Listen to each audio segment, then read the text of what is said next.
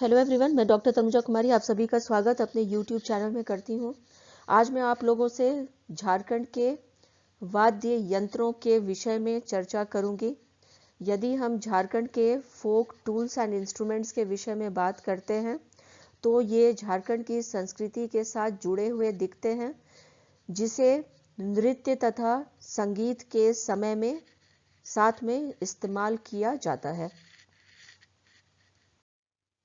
झारखंड के वाद्य यंत्रों के विषय में यदि हम बात करें तो इसके पहले भी मैंने अपने वीडियो में जो कि रिलेटेड थे वाद्य यंत्रों से, उसमें झारखंड के कितने प्रकार के वाद्य यंत्र हैं और उसे किस प्रकार से जो है अलग अलग श्रेणियों में डिवाइड किया गया है, इसके विषय में आप लोगों से चर्चा किया था। आज के इस वीडियो में अन्य जितने वाद्य यंत्र हैं झारखंड के, उसके विषय में बात करूंगी। यहाँ पे यदि हम बात करें राहड़ वाद्य यंत्र के विषय में, तो राहड़ एक संथाली शब्द है तथा इस वाद्य यंत्र को सिर्फ संथाली जनजाति के कलाकार ही बजाते हैं। राहड़ वाद्य यंत्र में मयूर पंखों का विशेष स्थान होता है।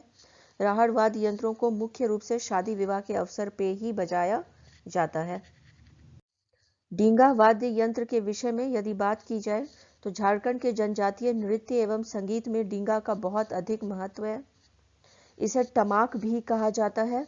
इसका निर्माण लकड़ी या लोहे से किया जाता है तथा चारों ओर से चमड़ा या डोरी से पूरी तरह से कस कर बांधा हुआ रहता है, जिससे बजाने पर आकर्षक ध्वनि निकलती है। सच तो यह है कि जनजातीय नृत्य एवं संगीत में ताल को व्यक्त करते हुए डींगा का प्रयोग किया जाता है। एग्जाम के कंटेक्स्ट में भी यहाँ पे ये इंपॉर्टेंट हो जाता है कि डींगा जो वाद्य यंत्र है, इसे हम किस नाम से जानते हैं। मुरली वाद्य यंत्र के विषय में यदि हम बात करें तो झारखंड की जनजातियों का एक वाद्य यंत्र मुरली है, जो बांसुरी की तरह ही होता है, लेकिन कलाकार इसे बजाते समय अपने हाथ को सीधा रखकर इसे बजाते हैं। साथ ही साथ बांसुरी की तुलना में मुरली की आवाज अधिक सुरीली एवं मधुर होने के कारण ज्यादा कर्णप्रिय होती है। यदि हम तुतरू वाद्य यंत्र के विषय में बात करें तो इस वाद्य यंत्र का निर्माण लोहे की पतली चादर से किया जाता है। इस वाद्य यंत्र का एक छोर पतला होता है तो दूसरा मोटा। इसके बीच में खोलनुमा छिद्र होता है।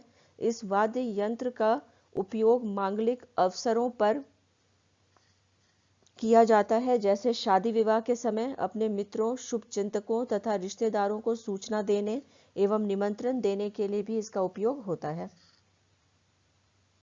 घुंघरू वाद्य यंत्र के विषय में यदि बात की जाए तो झारखंड की जनजातियों द्वारा उत्सव के समय नृत्य करते समय इसका प्रयोग किया जाता है। इस वाद्य यंत्र का मुख्य रूप से संथाल जनजाति माला बनाकर कमर या पैरों में बांध कर नृत्य करते हैं। घुंघरू का निर्माण पीतल या कांस कूट के द्वारा किया जाता है। घुंघरू बड़े तथा छोटे दोनों आकार से बनाए जाते हैं। छोटे आकार के घुंघरू को लिपुर कहा जाता है। नेक्स्ट यहाँ पे यदि हम बात करें झाल करताल वाद्य यंत्र के विषय में, तो इसका निर्माण पीतल से किया जाता है तथा यह देखने में तश्तरी की तरह दिखता है। इसके बीच का भाग उभरा हुआ होता है, जिसमें एक छोटा सा छिद्र होता है जिसमें डोरी लगी हुई होती है। इसी डोरी को पकड़कर इसे बजाया जाता है। यह जुड़वा होता है जिसे दोनों हाथों में पकड़कर बजाया जाता है। झाल करताल की प्रमुखता से प्रयोग सोहराई नृत्य में किया जाता है। करताल का बड़ा आकार ही वास्तव में झाल होता है। आकार में बड़े होने के कारण झाल की आवाज करताल की तुलना में ज्यादा तीव्र होती है। एग्जाम के कंटेक्स्ट में यदि यहाँ पे हम बात करें तो ये घुंघरू वाद्य यंत्र जो है वो संथाल जनजातियों के द्वारा इसे बजाया जाता है या यूज किया जाता है। और छोटे आकार के जो घुंघरू होते हैं उसे हम किस नाम से जानते हैं, तो इसे लिपुर कहा जाता है। इससे रिलेटेड क्वेश्चंस एग्जाम में हो सकते हैं। और ये झाल करताल जो है इसे सोहराई नृत्य के समय उपयोग में लाया जाता है। बांसुरी वाद्य यंत्र के विषय में यदि बात की जाए तो यह सुशिर वाद्य यंत्र की श्रेणी में सबसे लोकप्रिय वाद्य यंत्र है। झारखंड की जनजातियों का सबसे अधिक प्रिय वाद्य यंत्र की उपाधि बांसुरी वाद्य यंत्र को प्राप्त है। अगर हम इसे जनजातियों के जीवन साथी की उपाधि दें तो कोई अतिशयोक्ति नहीं होगी। बांस से बने बांसुरी का आकार पतला और लंबा होता है और इसमें कुल 7 छिद्र होते हैं, जिसमें एक छिद्र बड़ा होता है जिसमें होठों को सटाकर होठों की सहायता से हवा भर कर आवाज निकाली जाती है। शेष 6 छिद्र पर दोनों हाथों की 3-3 अंगुलियों को रखा जाता है तथा फूकी गई हवा पर नियंत्रण रखा जाता है तथा सुरीली आवाज पैदा की जाती है। बांसुरी बजाने वाला कलाकार अपने हाथ को तिरछा रखता है। बांसुरी बनाने में डांगी नाम के बांस का प्रयोग किया जाता है। नेक्स्ट यहाँ पे यदि हम बात करें टोहिला वाद्य यंत्र के विषय में, तो यह तंतु वाद्य की श्रेणी में आता है। इस वाद्य यंत्र की वादन शैली काफी कठिन मानी जाती है। टोहिला वाद्य यंत्र स्वर वाद्य यंत्र होते हुए भी आम वाद्य यंत्र से काफी अलग है। इसमें जो है इंपॉर्टेंट आपको याद रखने योग्य कि जो बांसुरी है वो किस श्रेणी का वाद्य यंत्र है, तो ये सुशीर वाद्य यंत्र की श्रेणी में आता है और तथा जो है इसे किस बांस से प्रयोग में लाया जाता है या बनाया जाता है बांसुरी को, तो ये डांगी नाम के बांस के प्रयोग से इसे बनाया जाता है। एक तारा वाद्य यंत्र के विषय में यदि बात की जाए तो इस वाद्य यंत्र की प्रधान विशेषता यह है कि इसमें एक ही तार होता है। एक तारा को गुपी यंत्र भी कहा जाता है। इस वाद्य का प्रयोग साधु संतों के द्वारा किया जाता है तथा उनके द्वारा भजन भक्ति गीत गाते हुए इसे बजाया जाता है। इस वाद्य यंत्र में दोनों तरफ बांस की 3 फुट लंबी खपचियां जुड़ी रहती हैं। इस वाद्य यंत्र के नीचे का हिस्सा लकड़ी या लौकी का बना होता है। एक लकड़ी की खूंटी बांस के ऊपरी भाग में लगी रहती है। एक तार नीचे से ऊपर तक बंधा हुआ होता है। खूंटी का प्रयोग तार को कसने के लिए किया जाता है। इस वाद्य को बजाने वाला व्यक्ति अपनी तर्जनी अंगुली में तांबे या पीतल का त्रिकोण पहनकर तारों पर चोट कर मधुर ध्वनि निकालता है।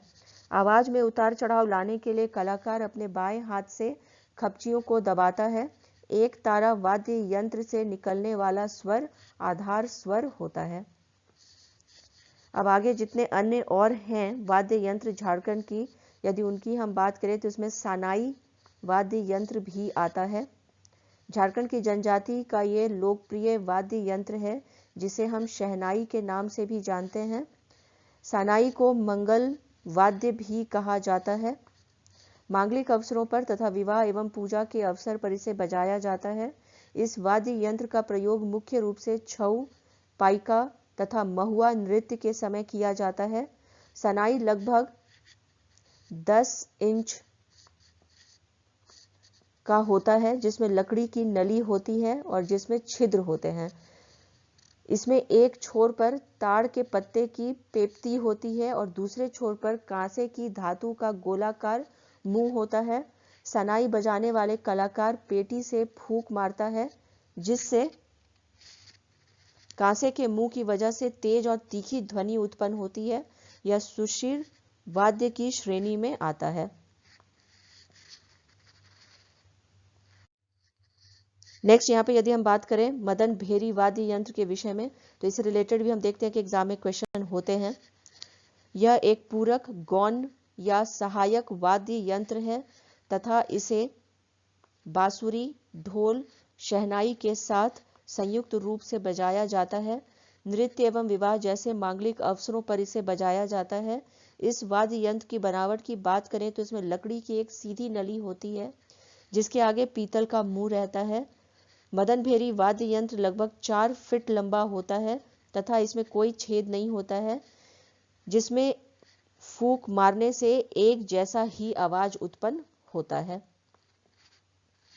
नेक्स्ट यहाँ पे यदि हम बात करें ढोल वाद्य यंत्र के विषय में, तो इस वाद्य यंत्र का निर्माण कटहल, आम और गम्हार की लकड़ी के उपयोग से किया जाता है। इसके बनावट की बात करें तो यह 2 फीट लंबा तथा अंदर से खोखला होता है जिसके दोनों छोर गोलाकार होते हैं। दोनों छोर की तुलना में मध्य भाग उभरा हुआ होता है। इस वाद्य यंत्र के मुंह को बकरी की खाल से ढक दिया जाता है जिसे कसने के लिए गाय की खाल से बनी बद्धी का प्रयोग किया जाता है। इस बद्धी में लोहे के कड़े पिरोए जाते हैं जिन्हें कलाकार सरका कर स्वर में परिवर्तन लाता है। इस वाद्य यंत्र को कलाकार लकड़ी से या हाथ से बजाता है। ये वाद्य यंत्र पूजा वाद्य यंत्र की श्रेणी में आता है। यह वाद्य यंत्र मुख्य रूप से शादी, विवाह, पूजा, छऊ, घोड़ा नाच में प्रयुक्त होता है। यहाँ पे जैसा कि मैंने अभी कहा, ये जो मदन भेरी वाद्य यंत्र है ये एग्जाम के कंटेक्स्ट से बहुत इंपॉर्टेंट है और इसको जो है किस समय उपयोग में लाया जाता है इससे रिलेटेड भी क्वेश्चंस एग्जाम में होते हैं। नेक्स्ट यहाँ पे हम बात करें यदि धमसा वाद्य यंत्र के विषय में, तो यह एक पूरक, गौण या सहायक वाद्य यंत्र है। यह एक विशालकाय वाद्य यंत्र है जिसकी आकृति कढ़ाई जैसी होती है।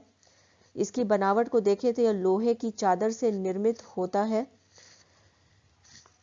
कलाकार इसे लकड़ियों द्वारा बजाते हैं। इस वाद्य यंत्र की आवाज काफी गंभीर और वजनदार होती है। नृत्य के समय युद्ध और सैनिक आक्रमण जैसे विषयों में इसे बजाया जाता है। धमसा की थाप पर भैंस के साथ बैल को भी नचाने की परंपरा है। नेक्स्ट यहाँ पे यदि हम बात करें ढाक वाद्य यंत्र के विषय में, तो इसका निर्माण गंवार लकड़ी के प्रयोग से होता है। लकड़ी के ढांचे के मुंह को बकरे की खाल से ढक कर कस दिया जाता है। कलाकार इस वाद्य यंत्र को बजाने के लिए इसे कंधे से लटका कर 2 पतली लकड़ियों की सहायता से चोट कर बजाते हैं। सारंगी भी एक प्रमुख वाद्य यंत्रों में झारखंड के संदर्भ में आता है। इसकी बनावट जो है वो बनम या बनाम जैसा होता है और इसके विषय में यदि हम और बात करें तो इसके आधार की ओर से गोद में रखकर ऊपरी भाग को कंधे पर रखकर कमानी से बजाया जाता है। थाला के विषय में यदि हम बात करें तो ये भी एक झारखंड के हम कह सकते हैं कि संस्कृति के साथ जुड़ा हुआ एक वाद्य यंत्र है और थाला कांसा से निर्मित थाली होता है। इसका गोलाकार किनारा 2-3 इंच उठा हुआ होता है। बीच में छेद होता है जिसमें कि रस्सी पिरोई हुई होती है। बाएं हाथ से रस्सी थामकर हाथ दाएं से इसे भुट्टे की खलरी से बजाया जाता है। इसी के साथ अपने इस चर्चा को यहीं पर विराम देती हूँ। यदि आप लोगों को ये वीडियो पसंद आया हो तो प्लीज़ इसे लाइक करें और शेयर करें तथा मेरे YouTube चैनल को सब्सक्राइब करें। Thank you. Stay connected.